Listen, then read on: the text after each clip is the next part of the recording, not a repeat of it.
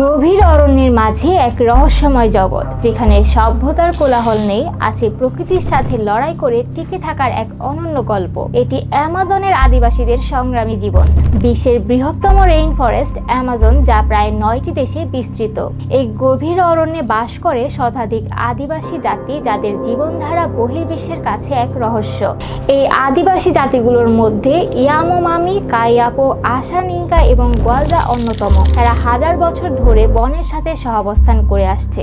শিকারের জন্য তারা ব্যবহার করে তীর ধনুক, মাছ ধরার জন্য বিশেষ কৌশল আর ঔষধের জন্য বনের গাছপালা। কিন্তু আজ আধুনিক সভ্যতার প্রভাবে তাদের অস্তিত্ব হুমকির মুখে। বন উজাড় হচ্ছে, শিল্প কারখানা বসছে, আর তাদের নিজ ভূমি থেকে উচ্ছেদ করা হচ্ছে। তারা লড়াই করছে তাদের মাতৃভূমি রক্ষার জন্য। অনেকে সংগঠিত হয়ে আন্দোলন করছে, কিন্তু বহুজাতিক কোম্পানি আর অবৈধ খনির আগ্রাসনের বিরুদ্ধে টিকে থাকা সহজ নয়। তাদের জীবন সম্পূর্ণ প্রকৃতি নির্ভর। তারা বন থেকে খাবার সংগ্রহ করে, ঔষধি গাছ দিয়ে চিকিৎসা করে এবং বৃষ্টির পানি সংরক্ষণ করে টিকে থাকে। তবে তারা শুধু বেঁচে থাকার জন্য সংগ্রাম করছে না, তারা তাদের সংস্কৃতি, ঐতিহ্য ও ভাষা টিকিয়ে রাখার লড়াইও চালিয়ে যাচ্ছে।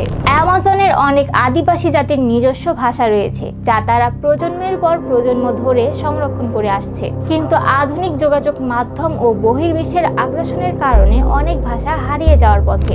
অনেক তরুণ এখন শহরমুখী হচ্ছে, ফলে তাদের নিজস্ব সংস্কৃতি বিলীন হওয়ার আশঙ্কা বাড়ছে। আদিবাসীদের মধ্যে অনেকেই তাদের সংস্কৃতি সংরক্ষণের জন্য উদ্যোগ নিয়েছে। তারা শিক্ষা ব্যবস্থার উন্নয়ন, ভাষার সংরক্ষণ এবং তাদের জীবনধারাকে রক্ষার জন্য আন্দোলন করছে।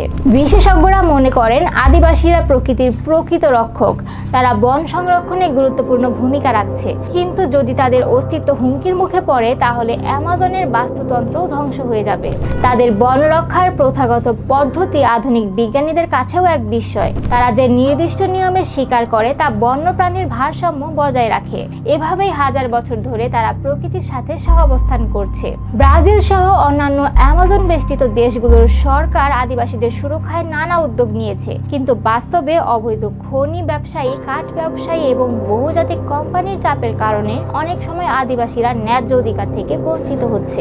আন্তর্জাতিক সংস্থাগুলো যেমন ইউএন, গ্রিনপিস এবং অ্যামনেস্টি ইন্টারন্যাশনাল অ্যামাজনের আদিবাসীদের রক্ষায় কাজ করছে।